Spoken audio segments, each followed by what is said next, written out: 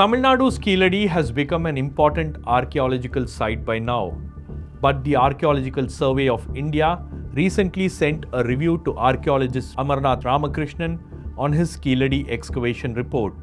According to media reports, the findings have been described as ambiguous, incomplete, and underdeveloped. The criticism comes at a time when DMK MPs have been repeatedly pointing out the delay in releasing the Keeladi excavation report.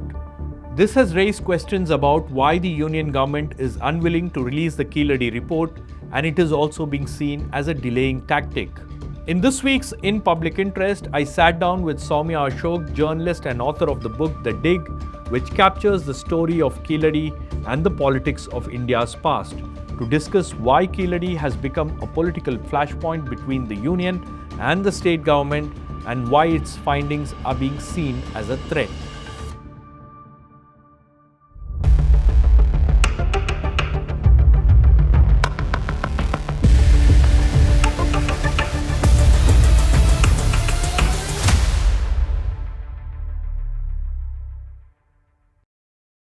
Despite all the political arguments, like Sowmiya points out, there is no doubt that Keeladi is no longer just a name, it has become an emotion, a marker of Tamil identity and pride. My colleague Pooja Prasanna has looked into the excavations and findings in depth in her Let Me Explain ground report from the excavation site. But Keeladi isn't just about what was found or what is being said. Now it is about how it is being reduced to one person, archaeologist Amarnath Ramakrishna, and an attempt to discredit his findings. There is a need to document the politics around it and ensure transparency. We make sure to continue reporting on each and every developments on this story. If you believe in journalism that is committed to telling the full story, support it by becoming a subscriber or contribute to our reporting fund by scanning this QR code. Sowmiya, thank you so much for talking to us. Just to set context, why Keeladi has become so important for Tamil Nadu, and why are the findings of Keeladi become so political? First of all, thank you so much for having me on the show. So the Keeladi story is about a decade old now. So we're actually going into, as you pointed out, the 11th round of excavations. So the story goes back to 2014, 2015 when the ASI team led by Mr. Amarnath Ramakrishna walked along the Vaigai river, and then they found this particular site close to Madurai and found what was then looked at as an urban sort of center, a settlement, a township, where they found multiple sort of structures, ring wells, furnaces, and so on. As the excavations grew, as they dug more, they found more, and it revealed an expanse of bricks and structures that had not been seen in Tamil Nadu before. So the excavations predictably took on a very exciting turn. People were very excited about what was found. Comparisons were made to Harappa and Mohenjo-daro. People got more excited. Lots of local folks from Madurai and also elsewhere in Tamil Nadu rushed over to see these finds, and it became one of those sort of places you go to on like a pilgrimage, right? It is one of those tangible places that says perhaps this is where we came from. So it was one of those symbols that then grew into what was like a cultural symbol, and in due course of time, with things getting more complicated and Mr. Amarnath Ramakrishna being transferred out of the excavation site, it became a political symbol. So within a course of like 2-3 years, we looked at Keeladi going from just an excavation site to a political tool to sort of say Tamil Nadu and also the Tamil region is distinctly different from the rest of the country even. So you say that Keeladi is an emotion in your book. Why is that so? Like, there have been several excavations, there have been several findings, but people are not so excited about archaeology, to be very honest. Right. Like, I have never seen people get so excited about archaeology. It's the general public, I said. Like, if you visit the Keeladi Museum, you can see people coming in large numbers. Yeah. Why do you think that this has become something which is very emotional to the people of Tamil Nadu? I think it goes back to something really fundamental. We are all in search of who we are. I think we are forever looking for an identity. And collectively, as the people of this region, as Tamil people, we do feel sort of a linguistic affinity, and there's a cultural sort of underpinning to all this. So in that context, when something as tangible as this shows up from the ground, and it is very quickly linked to what is called the Sangam age, the Sangam poetry, the literature from 2000 plus years ago, it is immediately propelled into a certain version of maybe this is who our ancestors were and this is how they lived. So in that context, it gotten into a version of an origin story for people who lived here, when all this time, either we did not study about the South enough. So when we went to school, we weren't really taught exactly who lived in this part of the country. A lot of our knowledge was more about the North. Actually, we probably studied at the same time, we studied the same history textbooks. Lot more was written about the northern kingdoms, of medieval kings, of the British. Most of the time we read about colonial history. So perhaps the Cholas or the Vijayanagara Empire in the Karnataka region are all like passing references or like 1 or 2 paragraphs. So before that, what happened was a big black box. And we always had these poems, and they were like, okay, there must be something correlated to this that we haven't found yet. So from that context, I think it really propelled the site into a symbol of this sort of Sangam age. It was also named that by the ASI team, and subsequent sort of epigraphists and archaeologists who came and found that there were artifacts that came out of there that could be found references to in the poems as well. So it suddenly had this sort of, here's a literary text, here's an artifact that goes with it. And you mentioned the Keeladi Museum. If you go there, every artifact has a small little side note with the Sangam poem written with it, right? Either it's iron or clothing or spindle whorls or beads. Trade, everything. And you have trade, you have these potsherds that have traveled even to the Roman ports. So suddenly you have this like reference to what you studied in school in Tamil literature. Sangam literature. Suddenly you're seeing it in like the actual reality. So it goes from a boring history textbook to a virtual treat, and it predictably is very exciting. So what was found and what does this convey? Because that's the most important thing which is being contested. What does it convey? So a bunch of things. I think it's important to clarify what is contested and what else was found. So let's start with what was found, which I mentioned. Even if you go now, and I went quite recently this year, where they've re-excavated. Why I say re-excavated is that once an excavation is done, they pack it with mud and tarpaulin and shut it down, because to keep it from being damaged by water when it rains and so on. But in about a month's time, the Tamil Nadu government is going to open a museum there, an open-air museum. So any visitor can go and see the expanse of what was discovered during Mr. Amarnath Ramakrishna's time, right? So there is one museum which is already there. Yes, the museum which is there houses all the artifacts that were brought out. And the museum that is going to come up is the site museum, where it was actually dug up, the whole thing.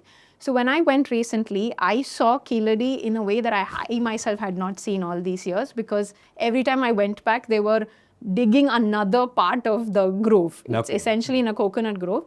But the part where the ASI team had initially dug is what's going to be revealed. So Angapona, you can really see clearly these beautiful like brick walls. Then you can see these water channels. There are furnaces. So one theory is perhaps it were dyeing vats where textiles was being dyed. This is a theory that is doing the rounds, that this was an urban center from where goods were moved to Madurai and then to a port city like Alangankulam, and then sent, across either to other parts of India or abroad.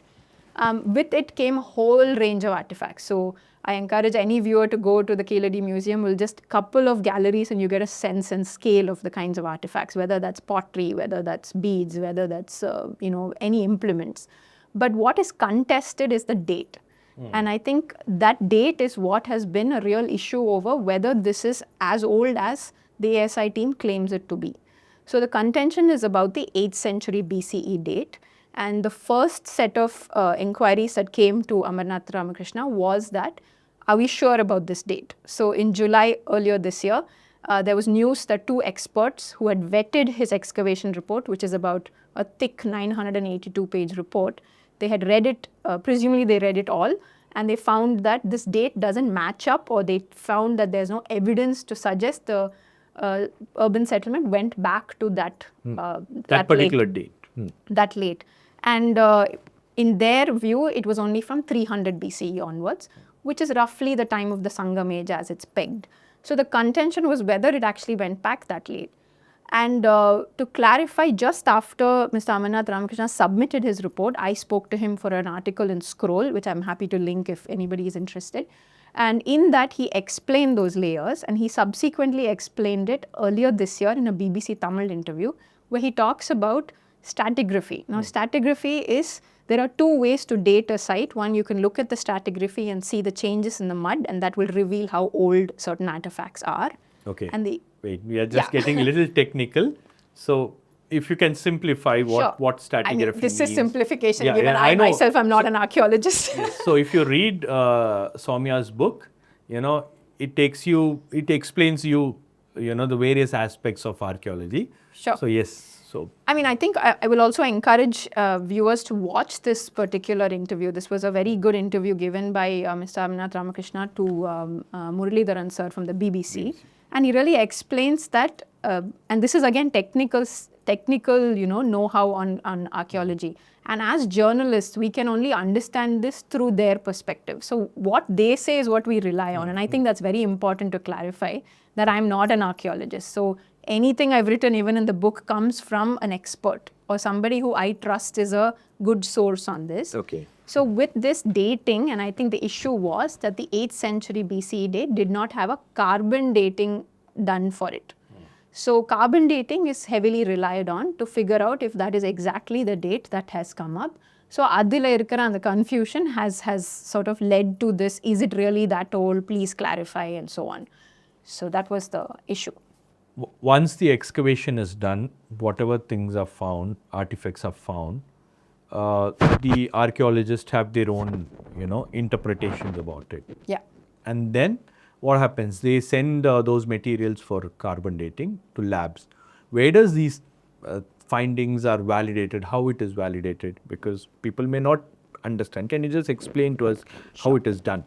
When you have something like potsherds which are inscribed, in 2018 what the Tamil Nadu government did was take samples from next to the potsherd that was found from the layer and send that sample for carbon dating. That's how it's done. Where do they send this? So Tamil Nadu labs in India or abroad? Both really, but of late Tamil Nadu prefers to send it abroad. They have been consistently sending it to the Beta Analytics lab in Florida, which is one of the world's most reputed. For them, it is a way of pointing out that we are going to a most neutral lab to get it tested, and there's no influence from our side to change the results in any way. Okay, the Florida lab will only, look into the artifact that is being sent or Correct. the sample that is being sent. To date the carbon. They are not worried about whether it is coming from North India, South India, whether it is coming from this region, that region. They have nothing to do whatsoever. It's a service, right? Yeah. I pay you, I send you a sample, I pay the money, you do a test and you give it back to me. There's no context required. If an archaeologist from another place is looking at Keeladi, they look for context. What is the age? What were the artifacts? A scientific lab is just looking for samples. So in that way, it doesn't matter. You're just a client to them, just as anybody else. So the Tamil Nadu government has preferred to use Beta Analytics. So almost consistently in the last few years, they've been shipping samples to Florida, which is quite a distance from Tamil Nadu. And they did that again for these potsherds that came out. So those sort of then say that this is a reliable date that we have come upon through scientific testing, and that is what we are submitting as proof that this particular artifact is that old. The rest of the materials, so you have beads, you have other things, you take all that every day on site, from what I've understood from my work, is every day there's a documentation on site. So you have to take a picture of the trench, where did you find the pot, where did you find the artifact, how big was it, everything is documented, everything is sort of put into Excel sheets and crunched. Then the whole thing is packed up and taken to the office where they sit and write a report. So that's how broadly the work gets. And how reputed are these labs? And once you get once you get the results from the lab, the Florida lab, for example, who validates it? And how does it get validated or like accepted? That's a good question. So I'll give you an example of the Iron Age study that came about earlier this year. In that particular one, as Shivapriyan had already pointed out in your interview last week, it was sent to 3 labs. So none of them were in Tamil Nadu. Okay. And if you look at the Iron Age finding, the report, the first about 5 pages has about 10 experts who have weighed in on these results. So you can argue that this is not a scientific peer review from a journal point of view, but it is still scrutiny from the scientific community. So there is some oversight. It is not that they are saying, we've got these results, here it is. But many of those experts were sitting at the function that day. So it's even one more layer of the fact that, hi, we've actually sent this to all of these people and they've been invited to this event. And 2 of them were on stage that day to announce this finds. One of them is Dilip Chakravarti and the other is Rakesh Tiwari.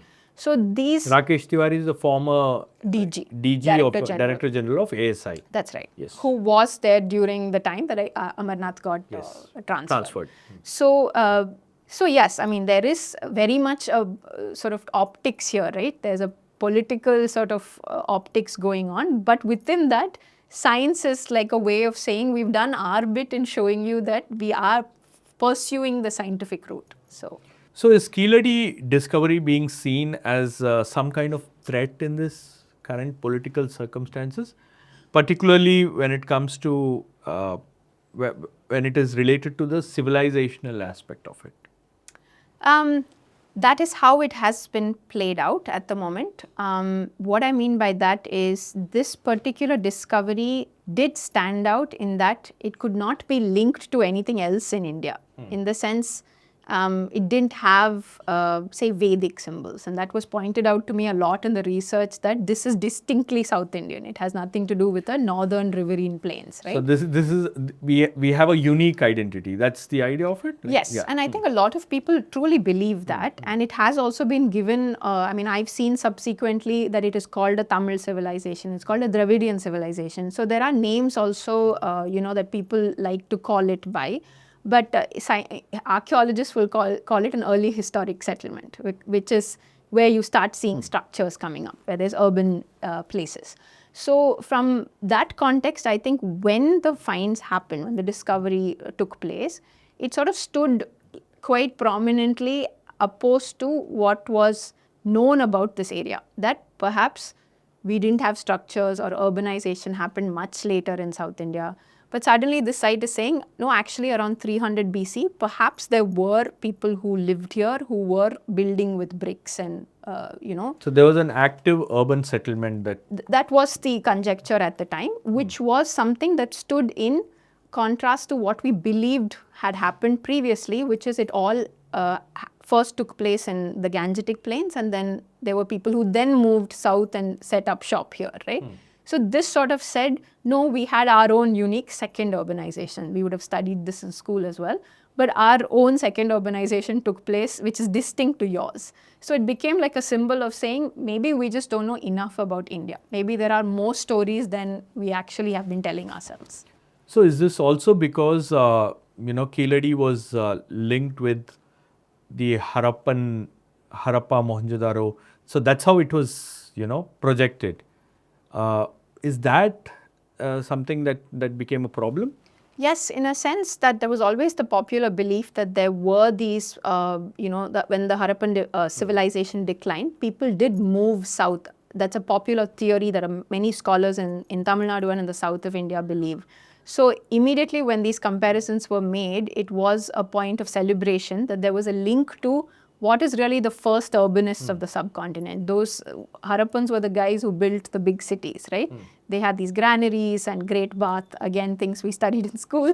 But that was perhaps premature, those comparisons, because we don't know enough. And there are different contestations to that. Some people feel if there was such a migrant route, there would have to be clues along the way, which we are not finding. Yeah, that's something you write in your book. Yes. So one of the experts, archaeologists I speak to says, where are those points where the migrants settled along the way, right? So then there's another theory that they actually didn't travel on the land route, they came via sea. So the thing about the past is at some place there's a lot of like speculation because we don't have the evidence yet for it. Having said that, Sowmiya, you also visited North India, several other excavation sites. What was the reason for visiting those sites? What is that you wanted to compare with Keeladi, or like what? And you have also had conversations with several other archaeologists in North India. What has been their overarching theme when they are like, digging something, when they are like excavating a place? What has been their idea of, going and doing that? So I went to Rakhigarhi because Rakhigarhi is the biggest Harappan site on the Indian side of the border. And it was important to understand what that was because we have made comparisons for whether the ASIT meant it or not. They did say it was Harappa-like or Mohenjo-daro-like. And we have this theory, as I pointed out, that we believe that the Harappans moved south. So it was important to understand who they were, how did they live. So that's why I went there. And the rhetoric around that was a lot about this new sort of term that has come up, which is the Vedic Harappans. The idea of merging what is essentially two separate cultures into one to show how far back the Vedic culture goes. So that was interesting to document, but there was a third reason, which is that there was a skeleton that was found at Rakhigarhi, which was India's first DNA test of an ancient skeleton to understand its roots. And that skeleton became quite contentious in what it revealed about our origins. And that is a story that I wanted to understand. And I had read vaguely in the news that it had some connection to, the tribal groups of South India. And so people in the South got really excited that perhaps, oh, see, we told you this is, we are the Harappans or whatever. So to understand that, I went to Rakhigarhi and everywhere I have to admit there is excellent work going on the field, despite the politics and the, rewriting of textbooks and the policies that are in place.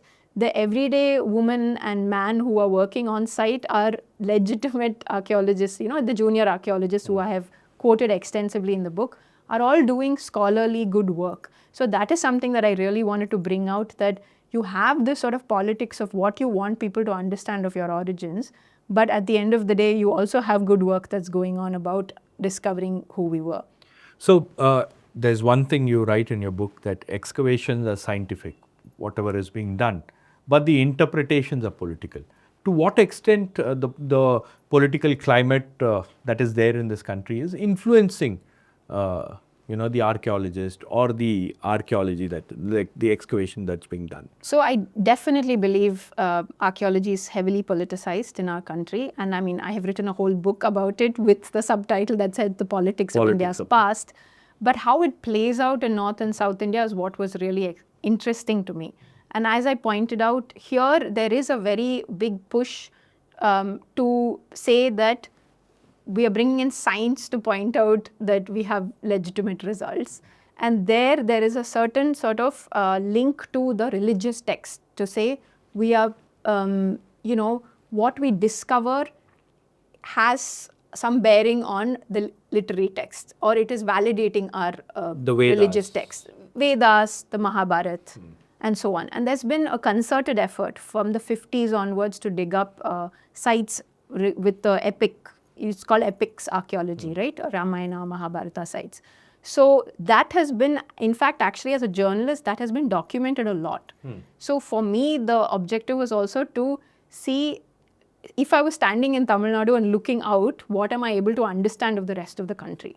So in a sense, it is, my objective was to say, let me explain the politics around Keeladi, but in the process, I'll also explain to you what's happening elsewhere, because the central government has a huge influence on what you and I are studying, what our children are studying in school, because they, design the books. Yeah, they can rewrite the NCERT books, which they have done. So even with the Rakhigarhi skeleton that I pointed out, it was immediately said that there is no steppe ancestry. And by that I mean that there were no migrants who came from the Eurasian steppes.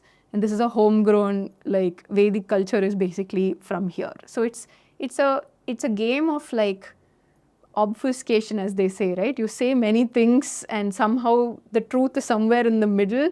but you're creating a certain optics for people to believe in the story. Is this also something like who gets to tell the origin story? Yes, absolutely. Absolutely. And I think that's what I meant. It's about where you excavate, how you interpret those finds, who gets to rewrite the textbooks, who gets to make the policies, who gets to decide if this is going to be a religious version of your history or a more secular version of your history or a celebration of diversity, which I think my objective of this book was to constantly push that we are extremely diverse. Like it's kind of foolish to say we're all the same, right? The homogenizing aspect is something that I never understood throughout, even though there's a push for homogenizing Indian culture and history. As you go to the field and you start looking into the past, cultural exchanges have just been like the hallmark of our existence, basically. So you said something which is very interesting, that archaeology has become political. How did this archaeology become so political? It's actually entirely, I would think of in Tamil Nadu, it's because of Keeladi. And a lot of people call it the before Keeladi and the after Keeladi effect. So we know that the before Common Era and the after Common Era has been rewritten here as before Keeladi and after Keeladi. And in a way, the ASI can be given credit for pushing excavation budgets and like pushing this archaeology frenzy in Tamil Nadu. So even though we might think we are at loggerheads now with the center, a central government body really like was the catalyst for Tamil Nadu to go into this, machine type of archaeology work right now. So we are digging at 7 or 8 sites at the moment. So how did it's a question, how did it get political? Political, yeah. By understanding the Tamil stories, so the stories of the Tamil region through archaeological work, it gives you a better understanding of who the people of this region were, and that offers a certain, counter to what was believed to be that we inherited everything from another part of the country. So even iron technology, for instance, we have understood from school that it started in different parts, and also the Gangetic Plains. If you read history, you'll understand that. Here you have an announcement that says we have the oldest Iron Age site. Yes, that needs to be, scrutinized more. Yes, there's more evidence needed to substantiate that, but that's a new version of our history that is worth trying to understand. So how it's gotten political is using all of this new piece of information to, I guess, what we do beautifully in the state, which is really, it feeds into our identity of who we are. And that strengthens the identity in a way. It strengthens the linguistic identity that we have, that, Tamils are great. Yeah, it's diverse, right? Yeah. Like that's the whole point. So Amarnath Ramakrishna's report is not public yet. There have been demands from Tamil Nadu to make it public. And even now, in the parliament, the MPs were demanding that the report should be made public. And in that backdrop, there is this review that has been done, 114-page review, in which we don't know what exactly the review says, but the newspaper report suggests that the Keeladi findings are ambiguous and incomplete is what the report says. And many believe that this is nothing but a delaying tactic by the union government. Like, how do you see this back and forth?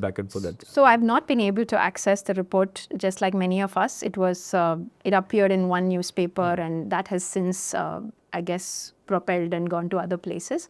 But I do believe that part of the problem with Keeladi is we don't have the information about it. There is currently no public document apart from a book that the Tamil Nadu government has published in 2019, which is, it's like a Keeladi findings. It's called Keeladi. It was sold immensely in the Chennai book fair.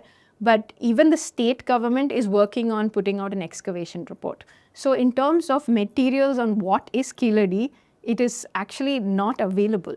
And I'm not even talking about you and me as journalists. Like other archaeologists can't, access it. And you asked me before, what did they think of Keeladi? Many places I went to, everybody says, I know about Keeladi only through the news. So we are in a situation. These are archaeologists. These are archaeologists. Okay. Several times they've said, I have not seen it, I have not physically gone, nor have I read anything about it. Now, this has come quite far away from what archaeology was before, which is what I was told through my travels, that there was a time in India where people sat down and debated finds.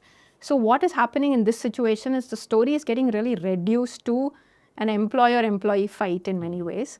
And as you know, every time there's a pushback to this, it is like, you know, pointing out that this person has not written the report, and therefore Keeladi itself is like not very important, right? So this sort of trajectory of the internal committee will push back, and then Amarnath in some ways is discredited for what he's found, and therefore by extension Keeladi is not that important. So is that the idea? Like you reduce this entire thing to one man who wrote the report, and then discredit his report, discredit him, and discredit the entire findings of Keeladi. I mean, right now, I mean, frankly, I'm also baffled to figure out how this can be interpreted, because this is happening quite cyclically, right? You have a report that was submitted 2 years later, there's 2 experts who vetted it, and then few months later, there is an internal committee that has clapped back. But there is no clarity of what the report is saying. So I think it would be good perhaps if the ASI publishes the report in the first place and provides full information of what this site is, and then have like a healthy debate on whether this can be accepted. You know, have a conference, have a conversation about this. And you wrote an entire book about a story which is incomplete. Keeladi is still an incomplete story. Yeah. Where do you see this going? I'm actually curious to see whether it will go. I feel there are certain elements that keep the, I mean, honestly, I also think the story of Tamil civilization has moved on, right? We have also found older sites in southern Tamil Nadu. Now the story is more exciting in Porunai River Basin in like Tirunelveli district. There are older sites, there are Iron Age sites. So with Keeladi, to me, it was just a starting point. And the story might actually never finish. It'll never be fully complete in that sense. But it's exciting to know that it set off this journey of like a deeper past that, you know, Tamil Nadu government went in search of.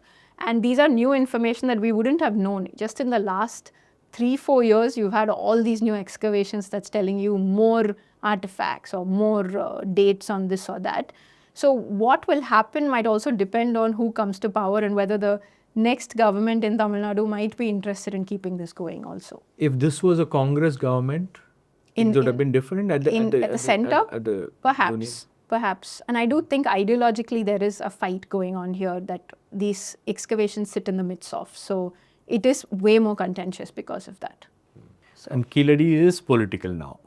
Definitely. And I think Keeladi is political for sure, but it remains, I feel, very emotional too. And I think that is what makes it remain political, that it is a very dear site to a lot of people. It has become a place of like worship even in some ways. Like people go there out of Place adoration. of Tamil pride where people Tamil connect pride, to it. yeah. Tamil pride, the idea that, you know, the script has gone, the 6th century BC for the Tamil script has said, oh, perhaps this is where writing began.